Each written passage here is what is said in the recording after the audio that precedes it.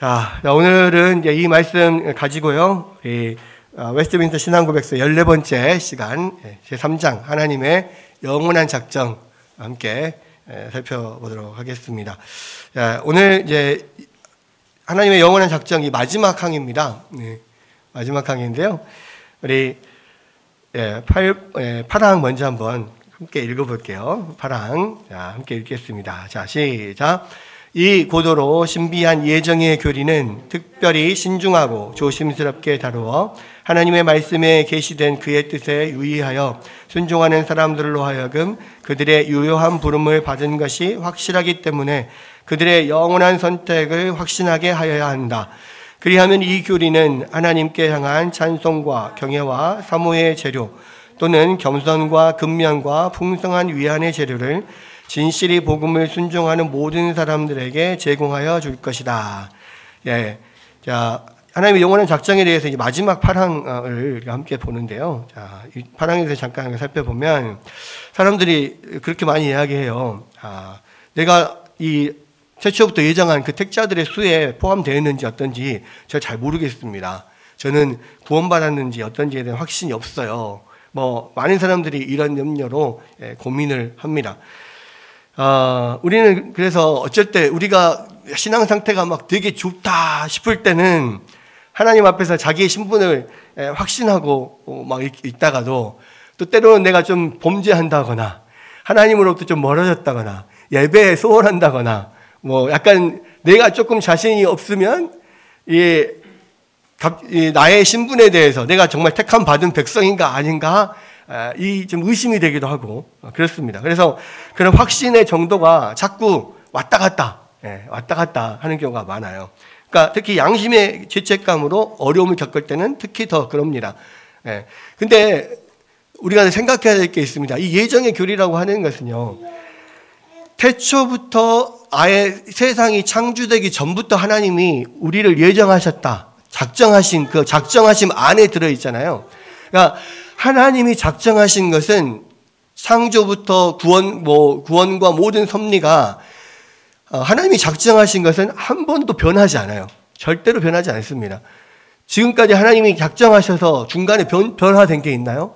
천지 창조를 계획하셨어요. 근데 작정하신 대로 하나님께서 천지를 창조하시고 그 작정하신 대로 섭리해 나가시지 중간에 이런저런 사정이 있어서 중간에 계획이 변경된 적이 있습니까? 없어요. 그렇다면 천지 창조가 변경되지 않았다면요, 그러면 우리의 구원도 성경은 태초에 우리를 예정하셨다고 하면 그 예정은 변하지 않아요. 많은 사람들이 어떤 구원의 확신이라고 하는 것이 자기의 상태에 따라서 달라지는 걸로 생각해요. 그런데 그렇지 않습니다. 우리의 어떤 영적인 상태나 우리가 하나님 앞에 얼마나 성실하게 잘 신앙생활을 하고 있는가, 게으르게 하고 있는가에 따라서 만약에 우리의 구원이 왔다 갔다 한다면 그것은 하나님께서 태초부터 우리를 선택하신 게 아니죠. 하나님이 선택하셨다면 그것은 변함이 없을 거예요. 그런데 만약에 우리의 상태에 따라서 구원의 확신이 왔다 갔다 해버리면 그거는 하나님이 선택을 하지 않은 것밖에 결과가 되지 않는 겁니다. 분명한 것은요, 이 구원의 확신이라는 것은 우리의 상태에 달려있는 게 아니에요. 우리의 상태는 아침 저녁으로 마음이 달라집니다. 아침에는 갑자기 막 믿음이 충만했다가도요, 저녁에는 우리 믿음이 확 떨어질 수도 있어요. 아침에는 구원의 확신이 있고 저녁에는 구원의 확신이 없고, 만약에 그 구원의 확신이 나에게 달려있다면 그렇겠죠. 그런데 우리의 구원의 확신은 나에게 달려있는 게 아니라 영원 전부터 선택하신 하나님의 선택에 달려있고 예정에 달려있는 거예요. 하나님이 한번 선택하시면 중간에 바뀌지 않습니다. 하나님이 택하신 자를 중간에 버리지 않습니다. 거기에 우리의 구원의 확신의 근거가 있는 거죠. 그래서 우리의 자신의 악함에 대해서 더욱 민감하게 의심을 하면 할수록 자꾸 확신을 잃게 돼요. 그게 자꾸 자신을 보니까 그럽니다. 우리는 나를 보면 확신할 수 없어요. 나는 나 자신도 내가 못 믿는데요. 나도 내 자신을 못 믿겠어요. 그런데 나를 보면 확신이 없어요. 그런데 변치 않으시는 하나님을 보면 그거를 흔들리지 않는다는 거예요. 그래서 구원의 확신은 자기 점검에 달려있는 게 아니라 하나님께서 자기 백성들을 구원의 최종 상태에 이르기까지 안전히 데리고 간다고 하시는 하나님의 약속에 달려있다는 겁니다.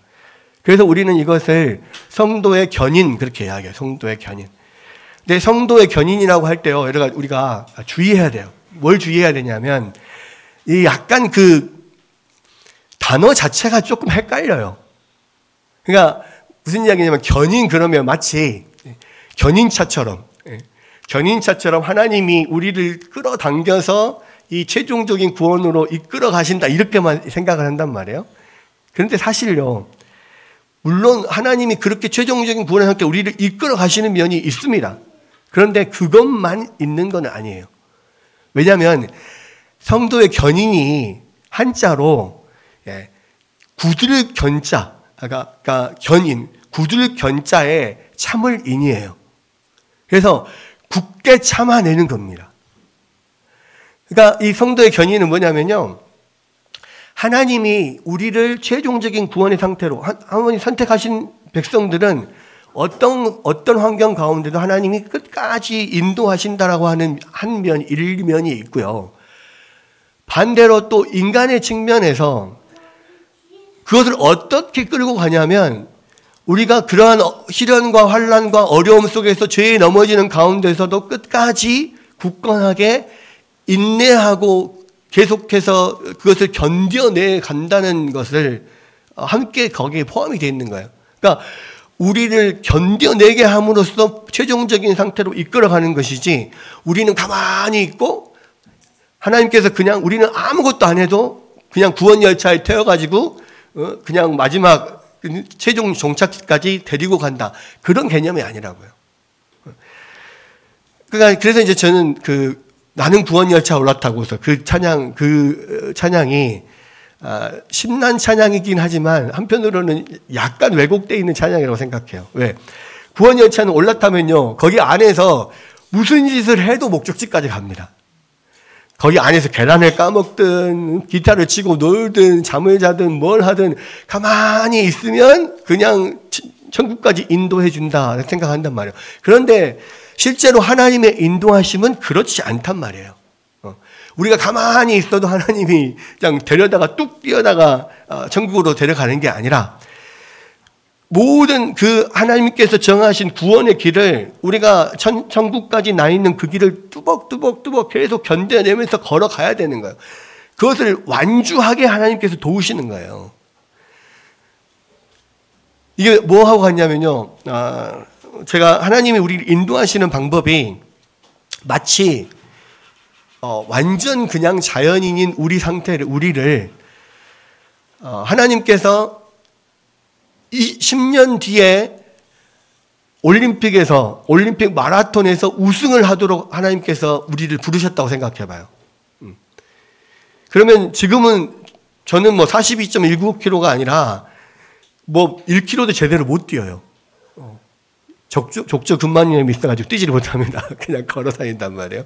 근데 하나님께서 만약에 10년 뒤에 나를 마라톤에서 우승할 작정을 하시고 나를 부르셨다면, 내가 그냥 이 상태로 가만히 있으면 10년 뒤에 우승을 합니까? 아니에요. 하나님께서 나를 엄청난 훈련을 시켜가지고 마침내는 우승할 수 있는 그런 상태로 우리를 만들어 가시는 거죠.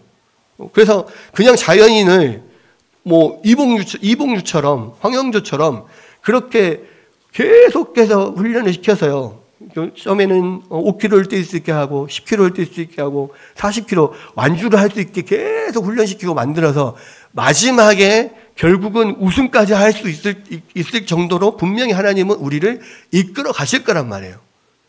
하나님이 작정하셨다 하면 반드시 우승합니다. 그것은 정해진 거예요. 그런데 이 자연인 몸의 상태에서, 배 나온 아저씨 상태에서 그 우승할 수 있는, 마라톤에서 우승할 수 있는 상태까지 가려면 어떻게 해야 됩니까? 뼈를 깎는 그런 훈련과 고통 속에서 그렇게 하나님께서 만들어 가심에 따라서 우리를 만들어 가신, 그렇게 만들어져 간다고요. 엄청난 고통 가운데 그렇게 만들어져 가는 겁니다. 우리가 구원받는 그것이 바로 마찬가지라고요.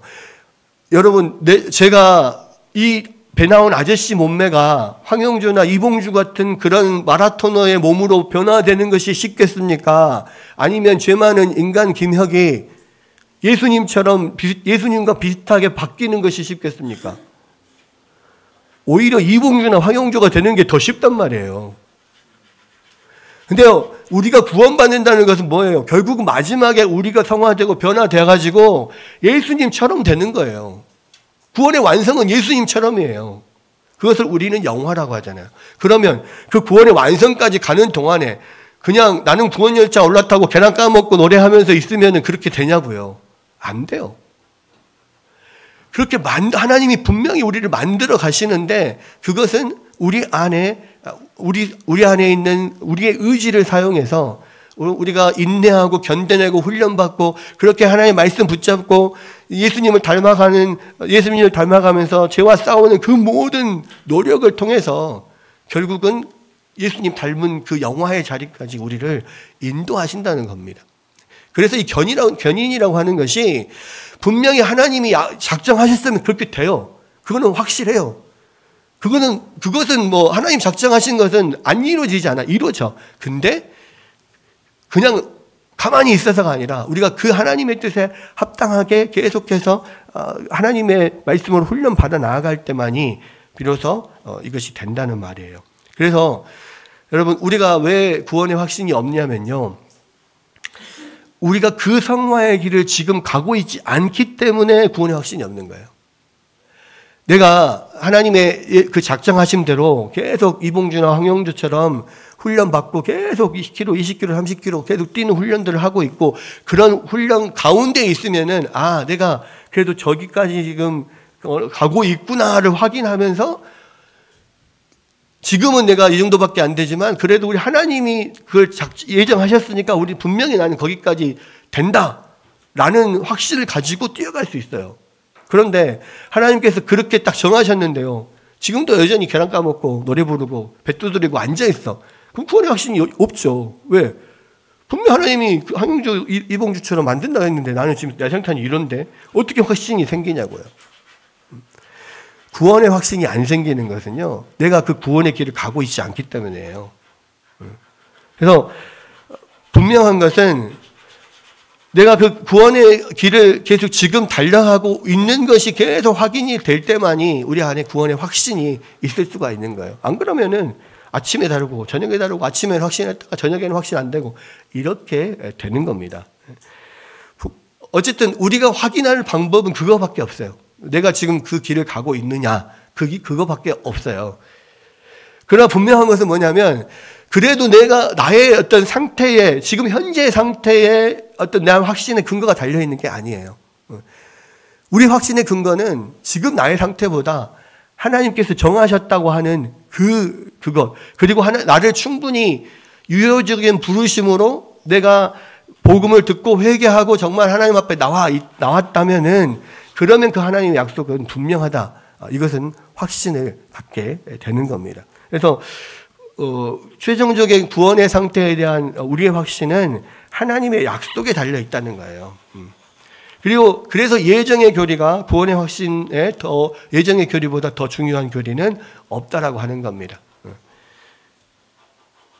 그러니까 어떤 사람은 예정의 교리를 자꾸 자기를 의심하는데 사용을 해요. 예정을 했다고 하는데 왜 나는 이적지 하면서 나는 선택받지 못한 백성인가 이런 생각을 하게 되는데 물론 그런 의심이 없는 것도 문제가 됩니다. 왜? 내가 구원 받았는지 안 받았는지 그것도 아무것도 모르고 그냥 교회만 다니면 되는 줄 아는 그런 사람들이 오히려 더 문제가 될 수 있어요. 성경에서는 계속해서 너희가 구원에 이르고 있는지 계속해서 확인하라고 하거든요. 근데 분명한 것은 뭐냐? 우리가 우리를 예정하셨다는 것을 알면, 이 구원의 길을 정해놨다는 것을 알면, 적어도 우리가 예수 그리스도를 믿고 내가 회개하고 우리의 모든 삶을 하나님 앞에 드렸다라고 하는 우리 그 결단이 만약에 있고 그러한 내가 어떤 확실한 믿음과 회개가 우리 안에 내 안에 있다면 그러면은 분명한 확신을 가질 수가 있어요. 시작이 됐다면은 끝은 확실합니다. 근데 문제는 내가 시작이 됐는지 안 됐는지를 모르는 거예요. 이게 이제 문제인 거죠. 가장 먼저는 그걸 확인해야 돼요. 모든 구원의 그 서정에서요, 제일 중요한 게 뭐라 그랬습니까? 회심이라고 했어요, 회심. 그러니까, 그 구원의 서정이 이렇게 성경에 쭉 다 나와 있는 건 아닌데, 학자들에 따라서 논리적인 구원의 순서가 이렇게 된다 그랬죠. 가장 먼저 소명, 부르심이 있다 그랬어요. 부르심은 태초에 하나님이 선택하신 사람들을 지금 이 시대에 부르시는 건데, 그 부르심은 이 말씀의 설교의 유효적인 부르심으로 되는 거예요. 그래서 모든 택한 사람들은 뭘로 하나님이 부르시냐면 말씀으로 불러요. 말씀을 듣고 내가 그 반응을 하기 시작하면서부터 유효적인 부르심이 나에게 생기는 겁니다. 그런데 내가 말씀을 듣고 또 전도를 통해서 내가 교회를 왔다고 해서 그걸로 구원이 이렇게 완전히 딱 구원을 받았다라고 확신할 수가 없어요. 왜? 소명 다음에 중생이 있고, 중생은 뭐냐면 죽었던 영혼이 살아나는 거거든요. 근데 중생이 됐다고 하더라도 아직은 내가 구원받았다고 확신할 수가 없어요. 왜? 하나님 말씀을 들음으로써 영혼이 살아난 사람들이 하나님 말씀을 계속해서 좀 듣고 좋아하고 빠져들게 되거든요.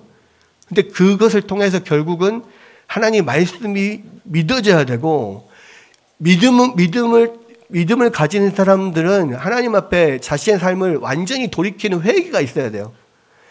그러니까 세상에서 살고 있는 모든 것들, 세상 사람들과 똑같이 살고 있다가 똑같은 사고방식과 똑같은 그러한 방향을 보면서 가치관을 가지고 그렇게 살아가고 있다가 복음을 듣고 예수님을 만나게 되면 이제는 세상을 향하여 가던 것이 완전히 예수님으로 돌아서야 되거든요. 돌아서는 것을 우리는 회심이라고 합니다.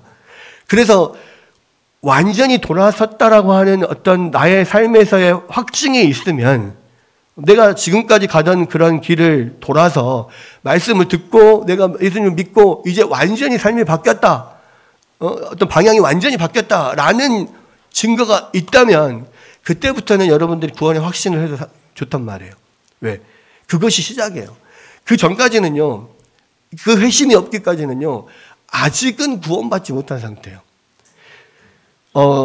물론 그 시기는 어떤 사람은 처음 복음을 듣고 예수 믿으면서 바로 회심하고 시작할 수도 있어요. 근데 어떤 사람은 복음을 계속 들어도 완전히 회심이 안 되고 나중에 오랜 시간이 지나서 나중에야 그것이 이루어질 수도 있습니다. 시간의 차가 있을 수 있어요. 그런데 분명한 것은요, 이 회심이 있어야 돼요.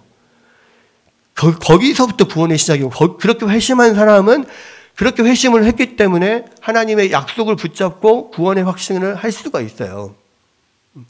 근데 여러분, 많은 경우에 저도 사실 그렇지만 우리나라가 지금 기독교 역사가 지금 130년 이상이 지금 지났잖아요. 130년, 40년 지났잖아요. 100년이 넘어서는 순간부터 이제는 교회 안에서 1세대, 2세대, 3세대, 4세대, 5세대까지 나와요. 저희 집안이 기독교 역사와 거의 비슷합니다. 왜? 저희 할머니의 어머니 때, 증조 할머니 때부터 예수님을 믿었거든요.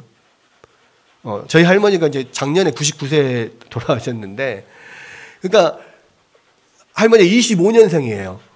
그러니까 할머니의 어머니 때부터 1925년생이니까 어머니 때부터 예수를 믿었으니까 거의 1890년대 이때부터, 그러니까 복음이 들어올 때부터 이미 예수님을 믿은 그런 집안이란 말이에요. 그럼 제가 4대째입니다. 자녀들이 5대째예요. 그러니까 우리나라의 기독교 신앙도 5대까지 지금 왔단 말이에요. 그러면 교회 안에서 처음 예수님을 믿은 사람들, 1세대, 2세대들은 정말 그런 회심의 경험을 가지고 뜨겁게 예수님을 믿습니다. 그런데 이제 교회 안에서 태어난 사람들, 3세대, 4세대, 5세대 가면 갈수록 이런 회심의 어떤 강력한 그런 삶에서의 그런 경험이 없어요. 그러면서 그냥 모태신앙으로 교회만 계속 다니는 경우가 많아요. 근데요, 여러분, 그렇게 회심의 경험이 없이 그냥 계속 교회만 다니잖아요. 아직 구원받은 백성이 아니에요. 그러니까 확신하기는 일러요. 그러니까 자꾸 흔들리는 거예요, 사실은. 정말 이 회심의 경험이 있어야 돼요. 내가 하나님의 말씀을 읽다가 그렇구나 막 깊이 깨달아지고 내가 지금 이렇게 살면 안 되는구나. 어떤 그런 것들이 있어야 돼요. 어떤 계기가 있어야 돼요. 어떤 수련회나 내지는 부흥회를 통해서 막 뜨겁게 하나님을 만나는 경험들이 있고, 그래서 누가 보든지 내가 봐도 그렇고 옆 사람이 봐도 그렇고 누구든지 저 사람이 달라졌다. 옛날에는 똑같이 세상적인 가치관을 가지고 그렇게 막 살아갔던 사람인데 이제 완전히 다른 가치관을 갖고 있는 사람으로 바뀌었다. 이런 명확한 게 있어야 돼요. 이게요, 두 가지 경우가 있습니다. 그러니까 이 사도 바울 같은 경우는 진짜 예수님 믿는 사람들 다 잡아 죽이려고 다메섹으로 막 가다가 중간에 갑자기 예수님 만나고 갑자기 돌변한 사람이잖아요. 그래서 자기가 죽이려고 막 예수님 믿는 사람들 죽이려고 했던 그 사람들을 죽이려고 갔던 사람이 오히려 예수 그리스도를 증거하고 다니고 있어요. 그러니까 완전 삶이 바뀐 거예요. 180도 바뀐 겁니다. 한순간에 그렇게 됐거든요. 어느 한 계기로. 그렇게 변화되고 회심한 사람이 분명히 있어요. 근데 한편으로는 또 어떤 경우가 있냐면 분명 회심을 어느 순간 정말 바뀌었어요, 이 사람이. 근데 딱 한순간이라고 말을 할 수는 없는데 오랜 기간에 걸쳐서 정말 하나님의 말씀에 집중하고 뜨겁게 관심을 갖고 그러면서 오랜 시간에 걸쳐서 지나 보니까 자연스럽게 완전히 바뀌어 있더라 라는 경우가 있어요. 바울형, 디모데형 이렇게 이야기하는데요. 우리가 생각한 디모데형은 조금 달라요. 왜냐하면 이건 칼빈형인데 칼빈 같은 경우는 정말 자기의 어떤 죄인됨, 또 루터도 마찬가지인데요. 자기의 죄인됨 이런 것들 때문에 하나님 앞에서 자기가 죄인으로서 이제 정말 죽을 것 같은 그러한 그 경험들을 오랜 시간 동안 했어요.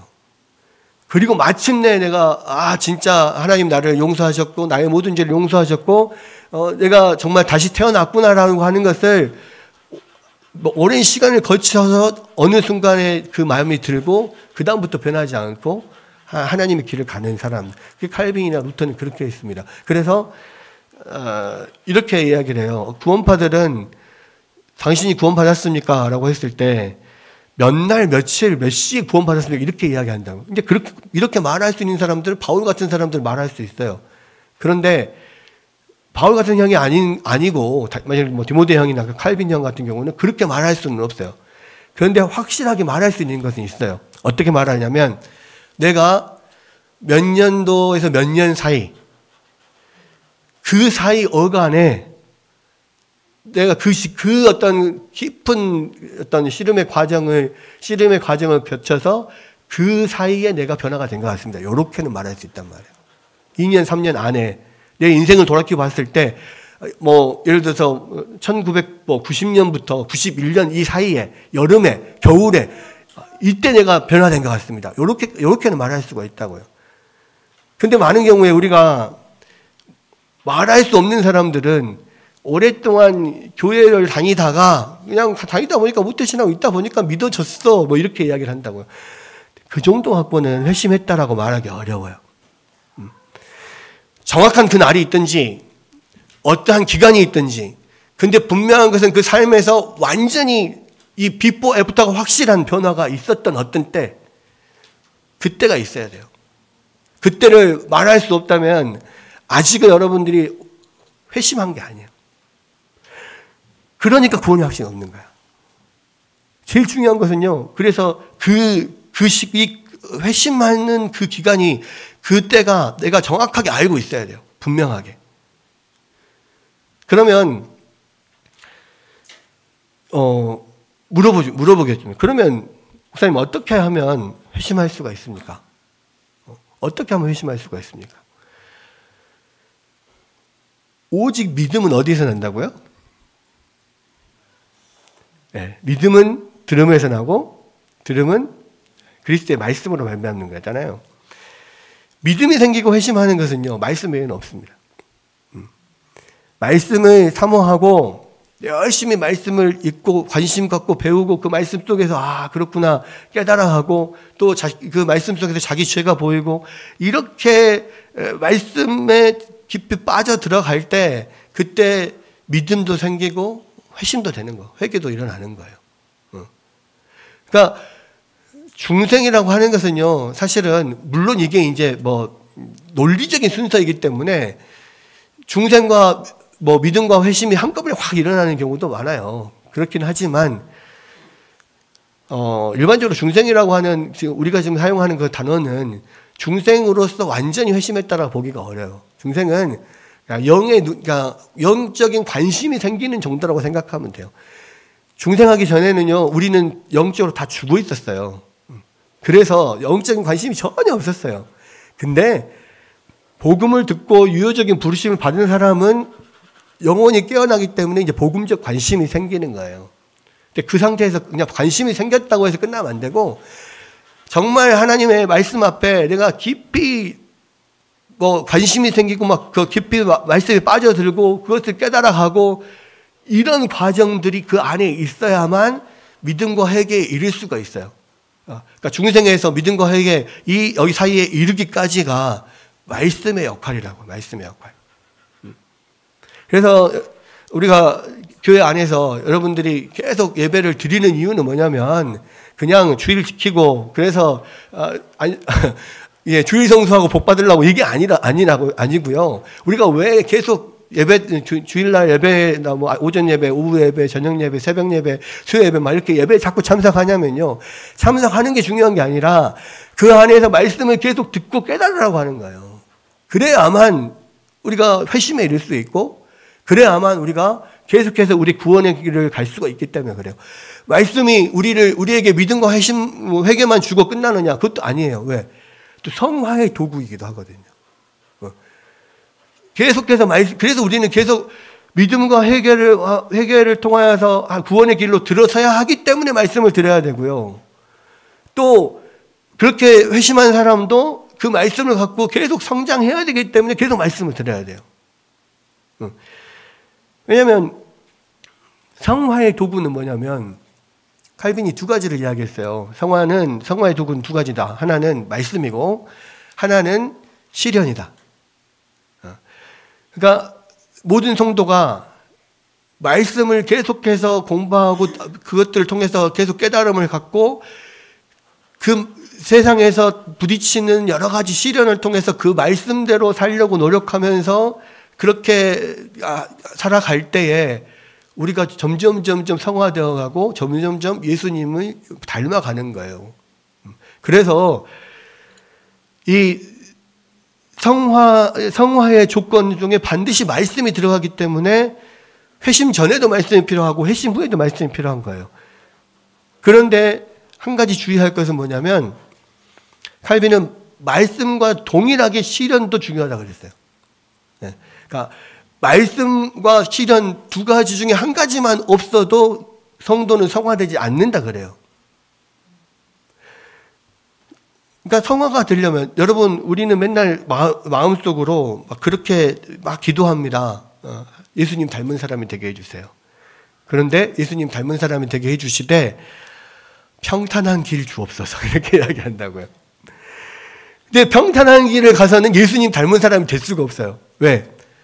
시련이 없이는 성화가 안 되니까. 말씀 속에, 그러니까 이 말씀을 가지고 세상의 시련 중에서 막 부딪히고 넘어지고 붙들고 다시 일어나고 그렇게 해야지 예수님을 닮아가는 성화가 일어나는데 시련 자체가 없으면 성화가 안 돼요. 우리는 맨날 평탄한 길 주옵소서 그게 우리의 소원인데 평탄한 길 주는 것은 우리에게 독을 주는 거예요. 독을 주는 거. 그래서 하나님은 성도들에게 반드시 시련을 주십니다. 그러니까 많은 사람들이요, 예수님 믿으면은 뭐 어려운 일이 없을 줄 알아요. 천만의 말씀입니다. 어려운 일 더 많이 생겨요. 왜? 말씀 없이 살아가는 것보다 말씀 가지고 살아가는 것이 훨씬 더 많은 어려움에 부딪히거든요. 근데 그게 우리에게 복이에요. 왜? 우리를 성화시키려고 예수님 닮게 하려고 하나님께서 그 시련을 주시는 거예요. 그래서 그 시련은요, 우리가 반드시 극복하고 넘어가야 돼요. 아까 이야기했지 않습니까? 내가 예수님 닮아가는 것보다 내가 황영조나 이봉주 선수가 되는 것이 훨씬 쉽다고요. 근데 황영조나 이봉주 선수 되는 게 그렇게 쉬운 일입니까? 이 뱃살 다 빼야 되고, 이 체력 막 다 붙어야 되고, 엄청난 이 힘을 들여가지고 피와 땀을 흘려야만 되는 거 아니에요. 그런 시련이 없이 어떻게 성화가 되냐고요. 그 과정을 거쳐가고 있어요. 그래서 말씀이 되게 중요하고, 말씀 붙잡고 세상에서 살아가는 것이, 시련에 부딪히고 이기는 것이 굉장히 중요하다. 지금 그렇게 쭉 이야기를 하고 있습니다. 결과적으로는 지금 이 예정을 마지막에 지금 마치면서 지금 구원의 서정을 쭉 잠깐 말씀을 드리고 있는 이유는 뭐냐면요. 결국은 이 모든 마지막에 결과적으로 우리에게 지금 회심한 이후에는 분명히 그럼 계속해서 우리 달려가는 그 길이 있기 때문에 구원의 확신을 안 가질 수가 없는 것이고요. 그리고 분명한 하나님께서 약속하신 그 약속이 우리의 어떤 흔들리지 않는 확신의 근거가 된다는 것이고, 그래서 결국은 이 예정의 교리는 하나님께 영광과 찬미를 돌릴 수밖에 없게 되는 거예요. 나 같은 게 뭐라고 나를 이봉주, 황영주처럼 만들어요. 그것보다 더 어려운 예수님처럼 만들어요. 그건 하나님께 영광을 돌릴 수밖에 없는 거예요. 나는 할 수 없는 일이에요. 하나님이 하시는 일이에요. 물론 피와 땀은 내가 흘려야 돼요. 그러나 그렇게 하나님 만들어 가신다는 것이 얼마나 영광스러운 일입니까? 세상에서 이 마라톤에서 우승하는 것보다 내가 예수님처럼 변화되는 것이 훨씬 더 큰 거잖아요. 더 큰 영광이에요. 근데 우리는 그것을 영광스럽게 생각하지 않은 경우가 많죠. 그리고 예정 교리를 그렇게 정말 영광스럽게 생각하고 하나님 앞에 찬미와 경애를 올려드려야 되는데, 오히려 예정 교리를 가지고 자기의 구원의 확신이 흔들리는 쪽으로만 사용하는 것은 잘못된 거라는 거예요. 그래서 이 교리는 우리의 사소한 관심사로부터 시선을 하나님께 돌려서 향하게 만든다라는 겁니다. 그리고 하나님은 자신의 백성을 구원을 이루시는 결정에 있어서 참으로 주권적이시고 적극적이십니다. 하나님은 구원을 단지 가능하게 만드시고 나서 구경꾼처럼 앉아서 우리의 최종적인 운명을 자신의 손에 맡겨두는 분이 아닙니다. 그러니까 하나님이 저희를 황영주, 이봉주처럼 만들자고 작정을 하셨으면은 그럼 네가 열심히 해봐라 이렇게 안 하신다니까요. 막 이끌어 가셔요. 정신없이 이끌어 가셔요. 우리 정신없이 따라가요. 그러니까 적극적으로 우리를 변화시키고 구원시키는 분이시지 그냥 내가 알아서 해라 이렇게 하시는 분이 아니다라는 겁니다. 하나님이 우리 손에 우리의 미래를 맡겨두신다면 우리는 거의 확실하게 천국에 이르지 못할 거예요. 어떻게 됩니까? 아니 다이어트도 못하는 사람이 황영조, 이봉주처럼 어떻게 되냐고요. 자신의 결심으로는 안 됩니다. 하나님께서 정하시고 이끌어 가신다, 분명하게. 그래서 자신의 백성을 구원의 완성회로 이끌어 가시는 하나님의 작정의 그 깊이를 보려고 할 때 우리는 언제나 하나님 은혜 앞에서 경외감으로 서게 된다는 거예요. 어찌 이런 일이, 어찌 나 같은 놈을, 내가 어떻게 황영조, 이봉주처럼 그보다 더한 예수님처럼 어떻게 될 수가 있지? 내가 뭐라고 나를 그렇게 만드신다는 거지? 그러니까 하나님은 은혜 앞에 경외감으로 설 수밖에 없는 거예요.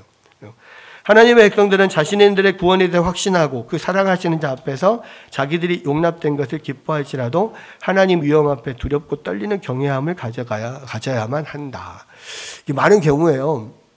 그러니까 요즘에 현대 크리스찬들이 오해하고 있는 부분 중에 하나가 뭐냐면 하나님을 정말 좋으신 아버지로만 생각을 해요. 우리에게 필요한 모든 것을 다 주시고 우리에게는 모든 것을 아시는 아버지. 근데 아버지의 성품이 그런 좋은 아버지만 되시나요? 아니잖아요. 아버지는 기본적으로 위엄이 있어요. 위엄.